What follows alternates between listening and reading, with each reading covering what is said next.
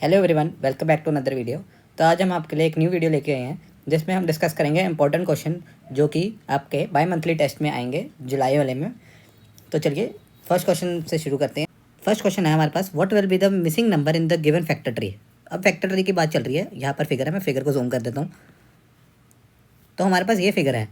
अब इन्होंने कहा है कि यहाँ पर फैक्टर ट्री में ये नंबर जो सा है, ये नंबर कौन सा होएगा। तो चलिए मैं आपको इसकी एक्सप्लेनेशन देता हूँ। अब जैसे हमारे पास यहाँ पर नंबर है 81 को हम लिख सकते हैं 3 × 27। वैसे और भी तरीक़ों से लिख सकते हैं, पर जैसे इन्होंने लिखा है मैं वैसे बता रहा हूँ। ये देखिए, इसको और इसको मल्टीप्लाई करके 81 आएगा। अब हमसे उन्होंने पूछा है कि इसको निकालने के लिए इसको और इसको किससे मल्टीप्लाई करें, मतलब कि 3 × (27) देना चाहिए। और इन्होंने एक हिंट दी हुई है कि यहाँ पर जो सा नंबर आएगा वो इसका भी फैक्टर होएगा, मतलब इसका और इसका। मतलब कि आप देखिए कि इन दोनों को मल्टीप्लाई करके ये मिलता है, इनको और इनको मल्टीप्लाई करके हमको ये मिलेगा, इसको और इसको मल्टीप्लाई करके ये मिलेगा। तो बहुत सिंपल हो गया। अब हमको पता चल गया कि इसको और इसको मल्टीप्लाई करके हमको ये मिलेगा। अब हमारा आंसर भी आ गया कि 3 × 3 करेंगे तो हमको आंसर मिल जाएगा। तो 3 × 3 जो सा होता है वो होता है 9। तो हमारा जो सा करेक्ट आंसर होगा वो होगा 9। चलिए नेक्स्ट क्वेश्चन देखते हैं। In the given figure the number of zeros of the PX are. अब ये जो सी फिगर है, जूम कर देता हूँ, ये जो सी फिगर है इसमें कहते हैं कि number of zeros of the polynomial. अब हमको ये बताने के लिए हमको ये देखना पड़ता है कि एक्स एक्सिस पे जो सा लाइन है वो कितनी बार कट कर रही है। मतलब फॉर एग्जांपल हम देखें, अगर मैंने एक लाइन बनाई, जैसे एक लाइन बनाई, तो ये जो सी यहाँ पर एक पॉइंट पे कट कर रही है, तो इसके जीरोज़ होंगे 1 0 होएगा। जो सा पॉलिनोमियल होगा इसका 1 0 होएगा। पर इनके क्वेश्चन के हिसाब से अब हमको बताना है कि इस वाले हिस्से में कितने जीरो होंगे। तो हमारे पास यहाँ पर 2 पॉइंट आएंगे, 1 2, तो आंसर हो जाएगा 2। तो हमारा जो सा करेक्ट आंसर है वो हो जाएगा 2। नेक्स्ट क्वेश्चन मूव ऑन करते हैं। Solution of the equation x - y and x + y = 14। तो इसके सोल्यूशन जो उन्होंने पूछे हैं हमसे, तो चलिए मैं आपको सॉल्व करके बताता हूँ। इन दोनों को हम सब्स्टिट्यूशन मेथड से सॉल्व करेंगे और हमारे पास x और y की वैल्यू उन्होंने पूछी है, मतलब इसमें x क्या होगा और y क्या होगा। चलिए सॉल्व करते हैं। हमारे पास 2 इक्वेशन है, x - y = 4 और x + y = 14। इनको सॉल्व करने के लिए हम करेंगे, जैसे ये इनके कोफिशिएंट सेम है तो हम डायरेक्टली ऐड कर देंगे। डायरेक्ट ऐड करके 2x बनेगा, यहाँ पर ये दोनों कट देंगे, यहाँ पर 0 बन जाएगा और वहाँ पर हमारे पास बन जाएगा 18। तो x हमारे पास आ गया 9, जो सा 2x = 18 आएगा यहाँ से, तो यहाँ पर x हमारे पास आ जाएगा 9। अब x की वैल्यू हमारे पास आ गया। अब हम फाइंड करेंगे y की वैल्यू। y के लिए हम करेंगे -y = 4। यहाँ पर x है तो यहाँ पर x की जगह 9 पुट करेंगे, 9 - y = 4, तो y = 4 - 9, यहाँ पर -y, और ये हमारे पास आ जाएगा 5। तो हमारी वैल्यूज़ आ गई 5 और 9। तो हमारे पास जो सा आंसर होएगा वो होगा फर्स्ट पार्ट। चलिए नेक्स्ट क्वेश्चन में मूव ऑन करते हैं।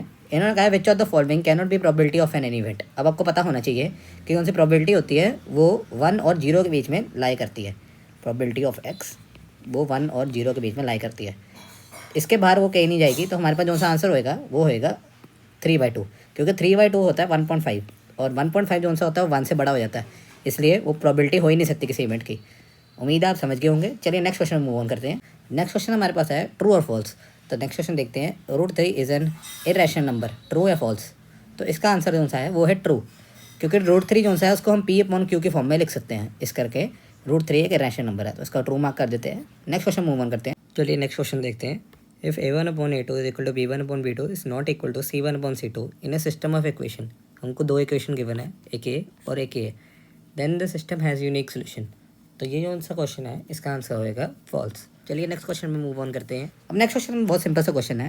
कहता है इफ़ 6, k एक दिया हुआ पॉइंट, मतलब कि ये जो सा 6, k है, 6, k, इसको हम लिख सकते हैं x, y के फॉर्म में। और x, y मतलब ये x की वैल्यू, ये y की वैल्यू, ये इस इक्वेशन का सोल्यूशन है। तो इसका वैल्यू फाइंड करनी है k की।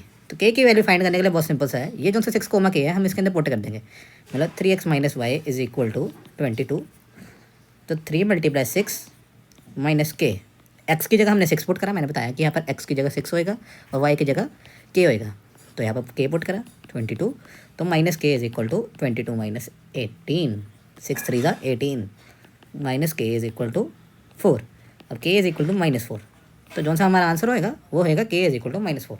नेक्स्ट क्वेश्चन मूव ऑन करते हैं। अब इस क्वेश्चन में हमसे पूछा कि डिग्री ऑफ द पॉलिनोमियल की डिग्री। बहुत सिंपल क्वेश्चन है, मतलब ये क्वेश्चन ऐसा है कि हर एग्जाम में आपके आएगा 12th क्लास के। तो चलिए ये देखते हैं, डिग्री ऑफ दिस पॉलिनोमियल पूछा है। अब डिग्री फाइंड करने के लिए जो से हाईएस्ट ऑर्डर होता है, मतलब फॉर एग्जांपल x³ प्लस, मैंने एक अपनी तरह से एग्जांपल ले लिया, +x² + 2x + 3, ऐसे मान लेते हैं कोई इक्वेशन है। अब इसकी डिग्री पूछे तो जो हाईएस्ट कोफिशिएंट है मतलब एक्स रेज़ टू पावर 3, तो इसकी डिग्री हो जाएगी 3। अब नेक्स्ट क्वेश्चन हमारे पास है कि express 140 as a product of इस प्राइम फैक्टर। ये भी बहुत सिंपल सा क्वेश्चन है, चलिए स्टार्ट करते हैं।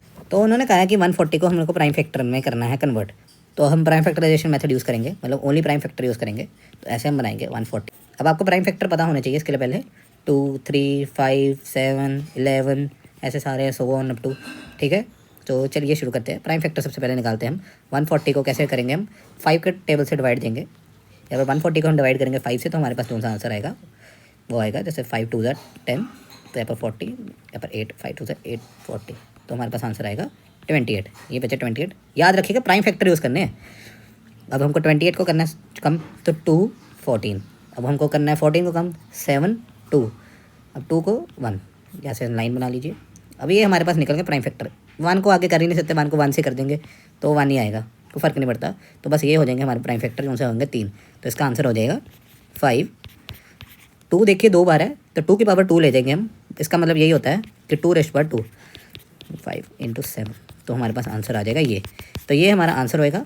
बहुत सिंपल सा क्वेश्चन है, उम्मीद आपको समझ आया होगा। नेक्स्ट क्वेश्चन मूव ऑन करते हैं। नेक्स्ट क्वेश्चन हमारे पास है find a quadratic polynomial if its sum of zeros and product of zeros are this and this.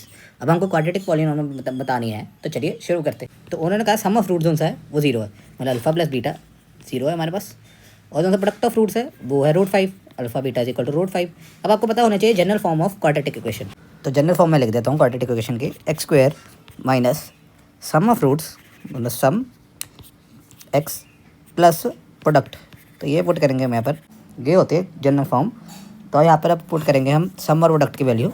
तो सम और प्रोडक्ट की वैल्यू पुट करने के बाद हमारे पास जो सी इक्वेशन आएगी वो होएगी ये, तो x² प्लस √5 0 हो गया। तो ये हमारा जो सा आंसर, ये हमारा होगा आंसर, फाइनल आंसर। चलिए नेक्स्ट क्वेश्चन मूव ऑन करते हैं। चलिए 6 क्वेश्चन पढ़ते हैं। 1 card is taken out from a well shuffled pack of 52 card, find the probability of event. जो से इवेंट हुए हैं कार्ड के, उनकी प्रोबेबिलिटी बतानी है। निकालना है कार्ड रेड कलर का एक, और एक निकालना है स्पेड। तो चलिए शुरू करते हैं। तो अब हमको बतानी है probability of drawing a red card. Red card की प्रोबेबिलिटी, रेड कार्ड ऐसे करके लिख लीजिए, प्रोबेबिलिटी रेड कार्ड, और प्रोबेबिलिटी निकालनी है स्पेड की। अब आपको पता होना चाहिए कि स्पेड कितने होते हैं। एक कार्ड में हमारे पास 52 होते हैं, और ये होते हैं रेड, और ये होते हैं रेड, और ये होते हैं ब्लैक। तो ये अलग अलग कलर में 13 का सेट होता है, 13 13 13 13, ये होते हैं 26, ये होते हैं 26। अब हमको बताना है कि रेड कार्ड की प्रोबेबिलिटी क्या है। तो 26 कार्ड में से 52 हम कोई भी उठा सकते हैं, क्योंकि हमसे पूछा है रेड कार्ड की प्रोबेबिलिटी। तो जो सा आंसर होएगा वो होएगा 1/2 काट के, मतलब 26/52। और जो हम स्पेड होएंगे, स्पेड वो 13 कार्ड में से कोई भी हो सकते हैं।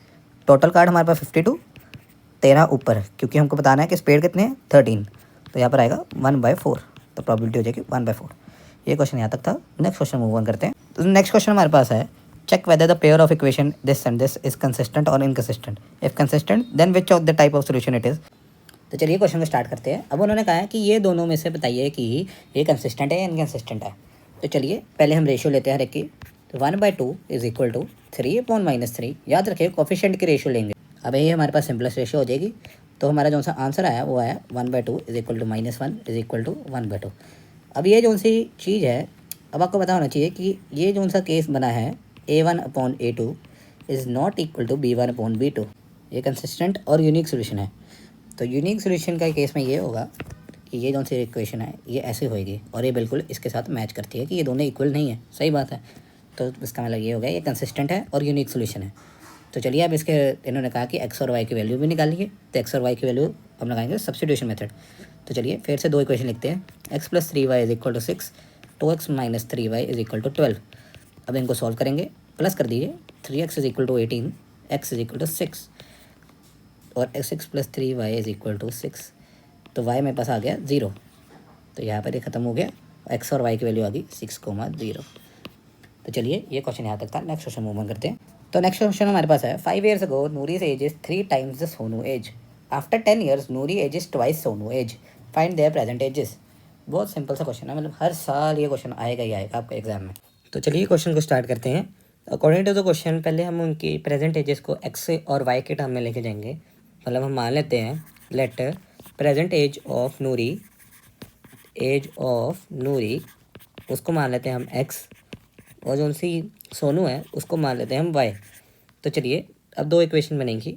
उन्होंने कहा है कि जो उनसे 5 साल पहले, मतलब 5 साल पहले 5 ईयर्स अर्लियर, दोनों की एज जो से होएगी वो होएगी x-5 और y-5, क्योंकि प्रेजेंट एज में से 5 घटेंगे, 5 साल पहले की बात चल रही है। तो अब इसके हिसाब से x-5 जो सा है वो उन्होंने कहा है कि 3 टाइम्स था नूरी के एज के हिसाब से, मतलब x-5 है सोनू की एज नूरी की एज का 3 टाइम्स है। तो फिर ये इक्वेशन बनेगी। और नेक्स्ट इक्वेशन जो सी वो कहती है 10 साल बाद, 10 ईयर्स अगो, 10 साल बीत गए तो x+10 कर देंगे, y+10 कर देंगे। अब इसकी इक्वेशन वो कहते हैं कि नूरी की जो सी एज है वो थी ट्वाइस सोनू की एज के, 10 साल बाद की एज।